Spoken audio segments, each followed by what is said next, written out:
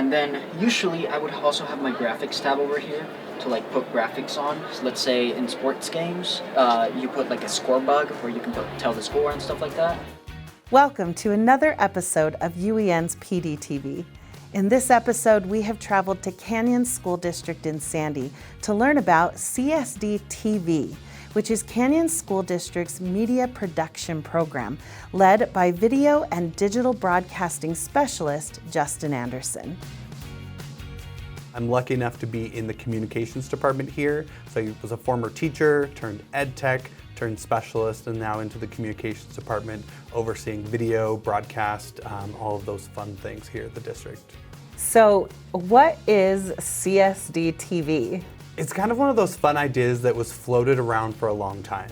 And then we started to see a need more and more when people saw that video could really bring our communities together. Not only the people that live in our community, but the families and the people who live outside the communities into our schools to help celebrate our students. And so the idea was to create something that could help support our schools. And one of the goals we have is really taking away some of those responsibilities that teachers have. And so creating this at the district level to help support those teachers, really kind of giving back to them, taking some things off their plate, but also helping amplify the voices of our teachers, our programs, and our students. So we are the district broadcast channel where we live stream for them. We live stream concerts and sports and all sorts of things. And then we also teach a class for students from around the district in middle school and high school, where they come here to the district office and we learn about video productions, broadcasting, and all those fun things.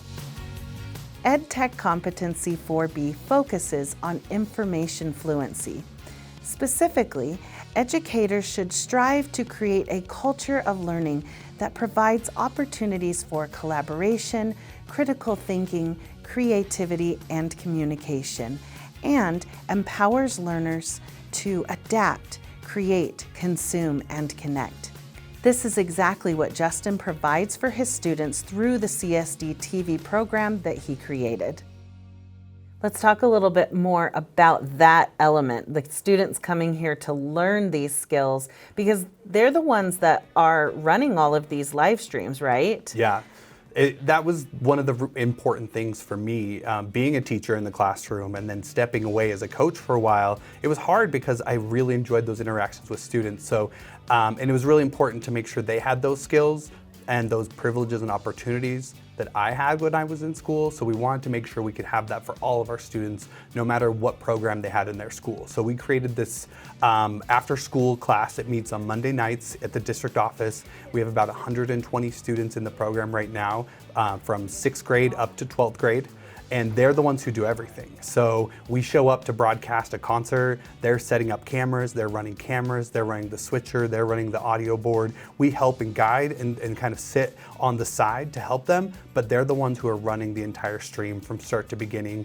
It's fun to see them at sports events, kind of getting in, because it's not just everyone who goes to high school A at high school A doing their game, they're from all over. And so it's so fun to see them kind of cheering for the other team or cheering together, and it kind of creates this group of kids who are working hard towards a goal, which is broadcasting and putting out the best video they can. And when they come to class to work with you, what exactly are they working on? The end goal that we kind of point towards is the film festival. So we have an annual film festival that's been going on since the district began. That's the goal, is create something for that film festival.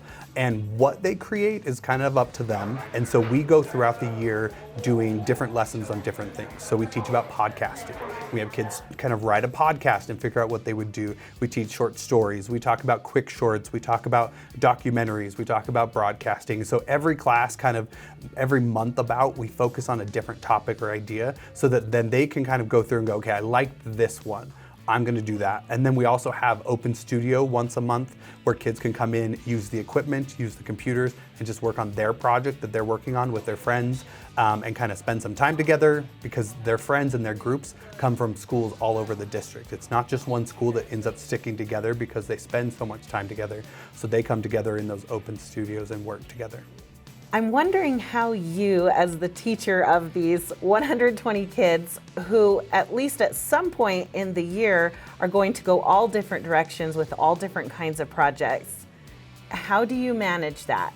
So one of the really important things when we created CSDTV was to create something that didn't take away or subtract from the experience they get at their school. And so a lot of the kids that we get, this is in addition to what they're doing at their school with their video productions classes or with their journalism classes. So a lot of times our students come for a little bit, they take part in the lesson that they were interested in. I'm really interested in podcasting.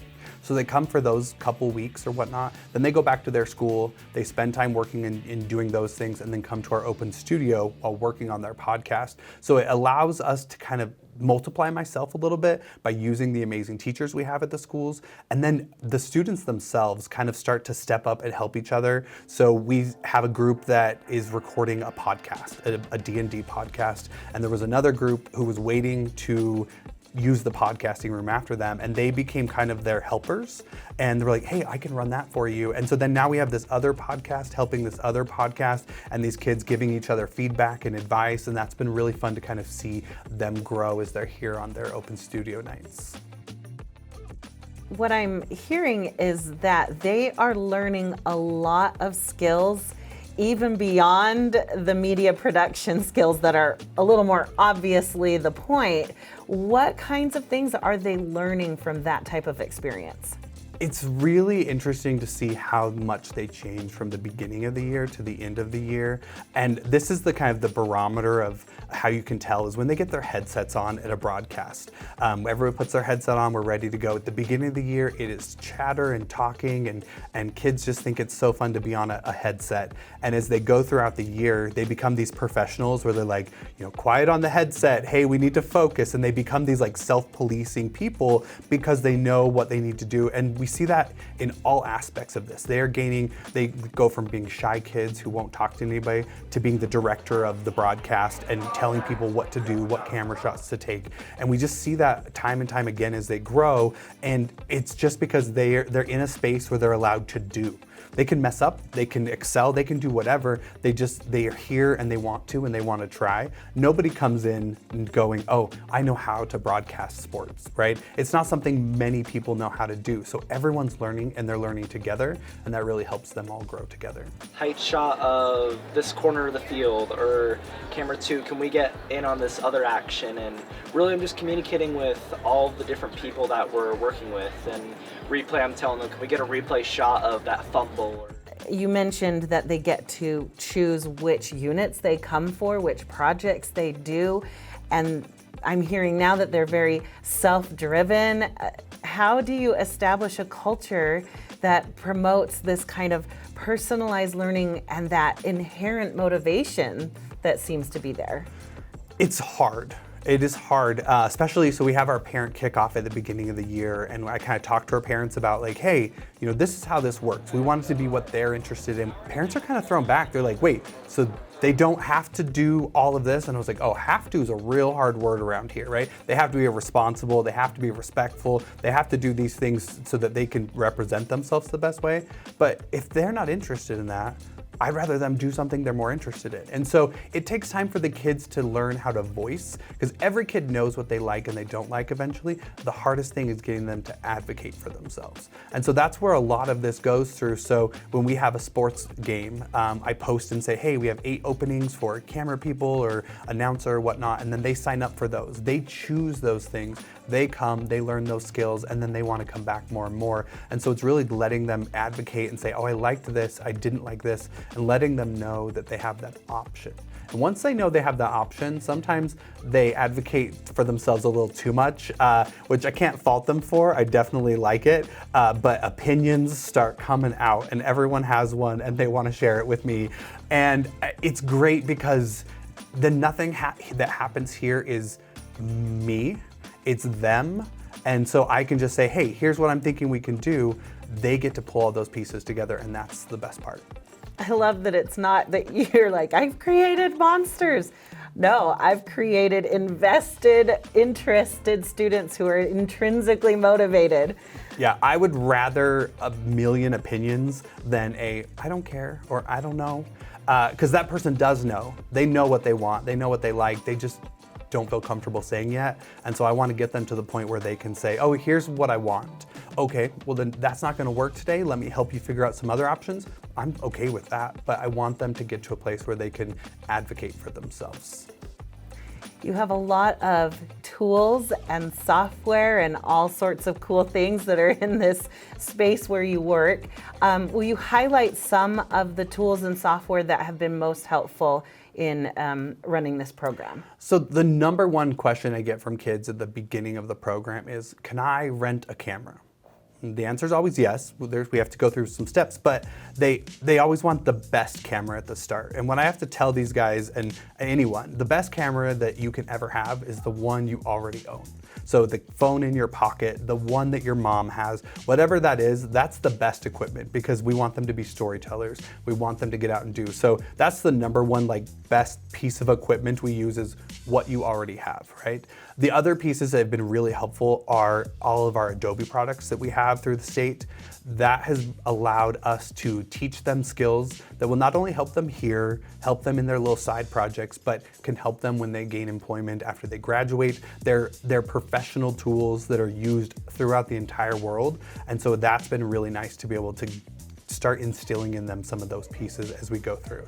And then the other pieces that, we have a little bit of this and a little bit of this here, but Canva's also been a great tool for our kids because some of them they don't necessarily want to write down their script or they don't want to write down their layout of what their podcast is going to be, but they'll put pictures together. They'll put together these ideas, these storyboards on Canva, and those types of things have been really helpful. And as far as you managing lessons, content, supports that they may need as they're learning different skills, are there platforms that you've used to manage all of that? Yeah, so we use two of them mostly. So Canvas is our number one. So everything that I teach, all the lessons, all the resources go on Canvas so that those who were here and want to go back to it can, those who weren't have those materials available.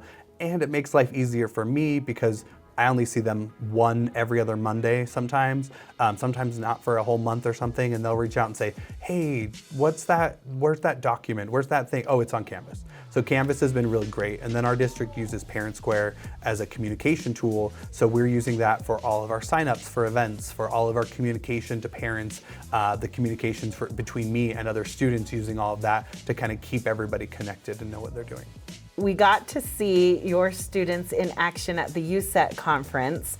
And not only did we get to chat with them, but we got to see them in this amazing production trailer that you have. Tell us quickly about that whole setup. So one of the things that's important to me in this program is creating something that will give them those skills that are transferable into their jobs, right?